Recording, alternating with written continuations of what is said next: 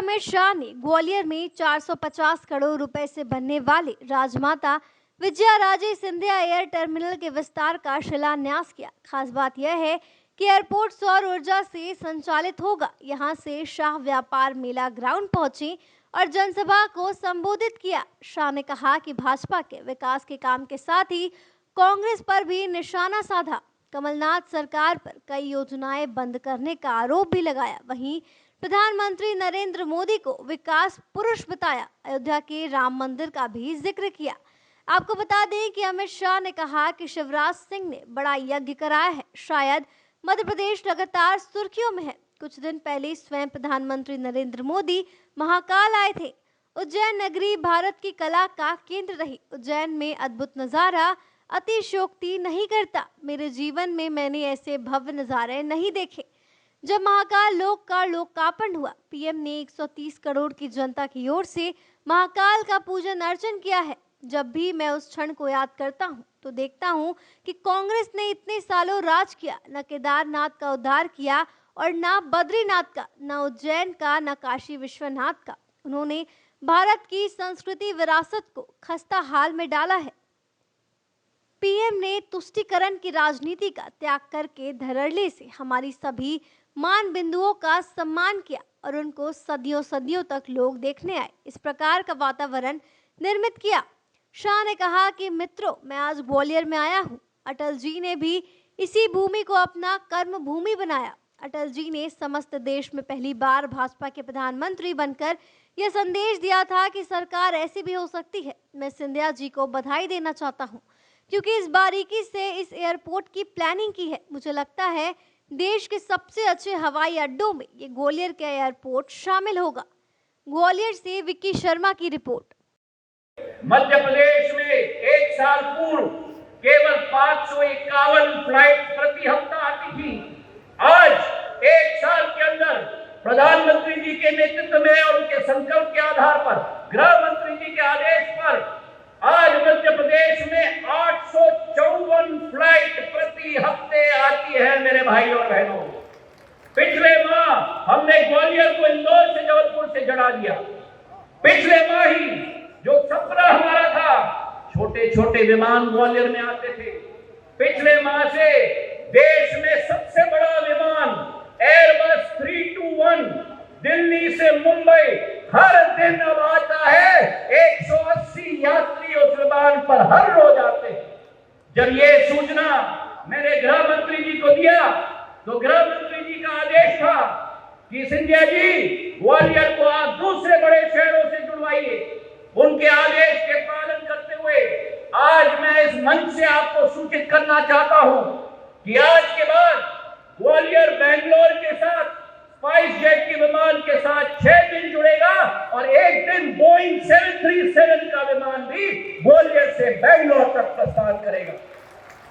और केवल ये नहीं, देश की आर्थिक राजधानी मुंबई के साथ ग्वालियर से मुंबई की फ्लाइट हफ्ते में 4 दिन एयरबस 321 विमान 180 की संख्या के साथ 4 दिन हफ्ते में रोज चलेगी।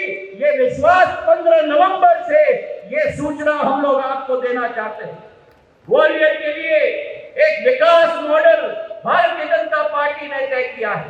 आज इस एयरपोर्ट के साथ 8 जिलों में 4,300 करोड़ रुपए की नल जल योजना की शुरुआत भी हमारे गृह मंत्री जी के कर कमलों से की जाएगी।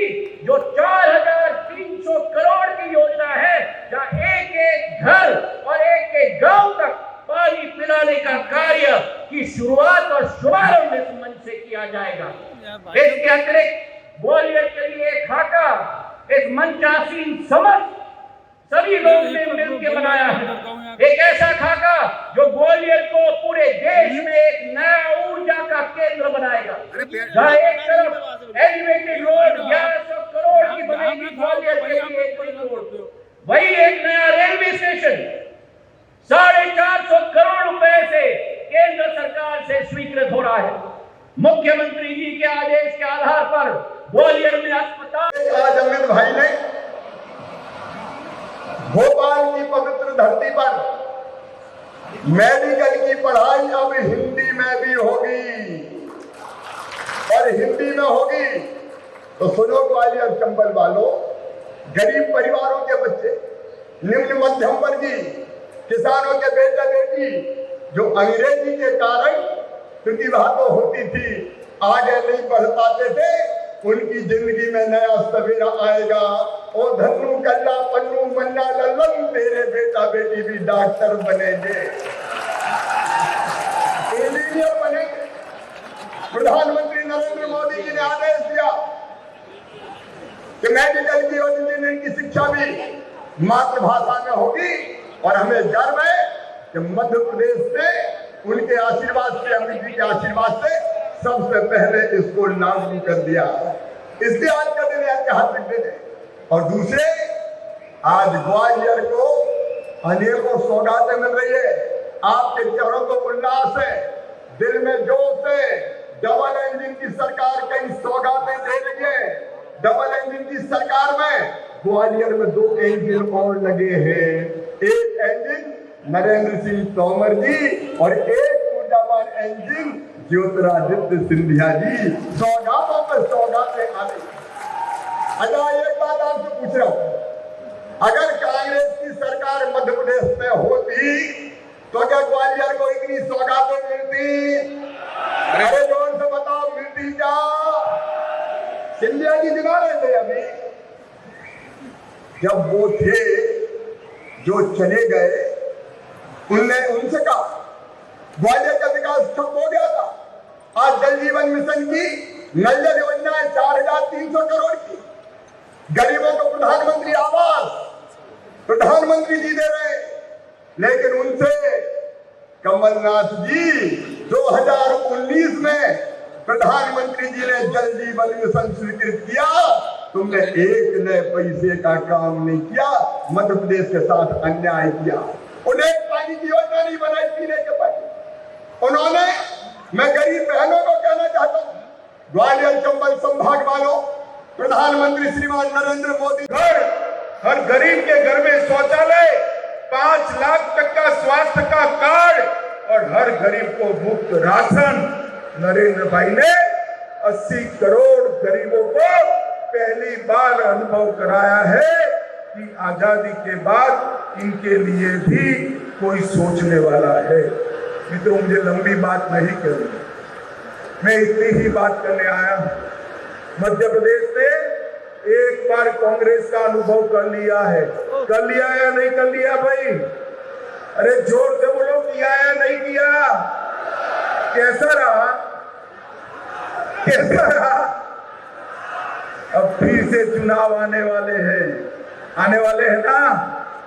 गलती मत करना, मोदी जी पर भरोसा रखकर कमल के निशान पर बटन दबाकर भारतीय जनता पार्टी की सरकार।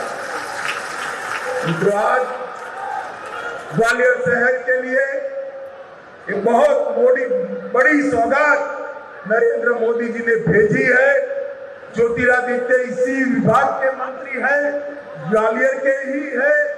स्वाभाविक रूप से नैनीहाल में अगर माँ परोस में बैठे तो बेटे को खाने में कोई तकलीफ पड़ेगी क्या?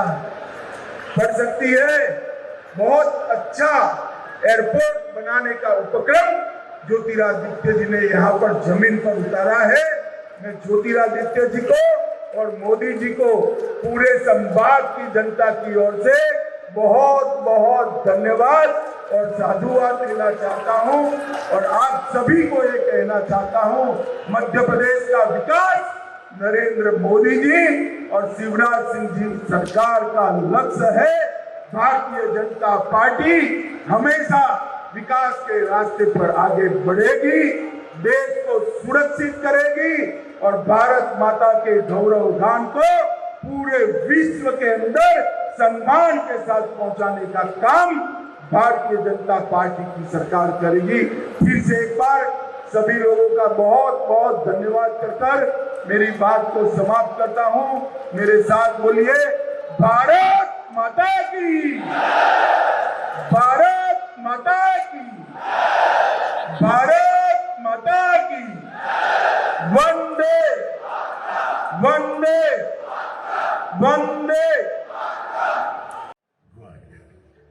एक ऐसा शहर जो अपने में कई युगों की तस्वीरें, प्रगति के कई पहलू और संस्कृति व परंपराओं की कई गाथाएं समाये हुए हैं, जो मध्य भारत की राजधानी के रूप में स्थापित था, जहां तानसेन के स्वर आज भी राग बनकर गूंजते हैं, जहां के मोती महल में उस समय के विधानसभा की महत्वपूर्ण बैठकें व रौनकें इतिहास के पन्नों में अंकित है, जहां सिंधिया राजवंश ने संस्कृति, उद्योग, शिक्षा व स्वास्थ्य सेवाओं के विस्तार व क्षेत्रीय प्रगति को केंद्र में रखकर कार्य किया। वो ग्वालियर आज बीते कल के सौंदर्य को समेटे आधुनिकता एवं उन्नति की ओर अग्रसर है। आज जब माननीय प्रधानमंत्री श्री नरेंद्र मोदी के यशस्वी नेतृत्व में 5 प्रणों को साथ लिए भारत एक विकसित राष्ट्र बनने के बड़े संकल्प की ओर पूरे जोश से अपने कदम बढ़ा रहा है, ग्वालियर भी उस विकास यात्रा का हिस्सा बनने के लिए पूरी तरह तैयार हो रहा है। स्मार्ट सिटी मिशन के अंतर्गत शहर का समग्र विकास किया जा रहा है और इसी दिशा में ग्वालियर एयरपोर्ट का राजमाता विजयाराजे सिंधिया टर्मिनल भी एक नया रूप लेकर आगे बढ़ रहा है। भारतीय विमानपत्तन प्राधिकरण द्वारा ग्वालियर एयरपोर्ट में स्थानीय कला से परिपूर्ण एक विश्व स्तरीय सिविल इनक्लेव के विस्तार का कार्य किया जा रहा है। 450 करोड़ से अधिक की लागत से होने वाले इस विस्तार में नए टर्मिनल भवन का निर्माण वर्तमान टर्मिनल से 6 गुना अधिक क्षेत्रफल में होगा। हवाई अड्डे के मास्टर प्लान के अंतर्गत यह विस्तार अगले 15 से 20 वर्षों की आवश्यकताओं को ध्यान में रखकर किया जा रहा है। वो प्राधिकरण द्वारा 142 एकड़ भूमि का अधिग्रहण कर आने वाले कई दशकों की क्षमता को ध्यान में रखते हुए प्रावधान किया गया है। नया एयरपोर्ट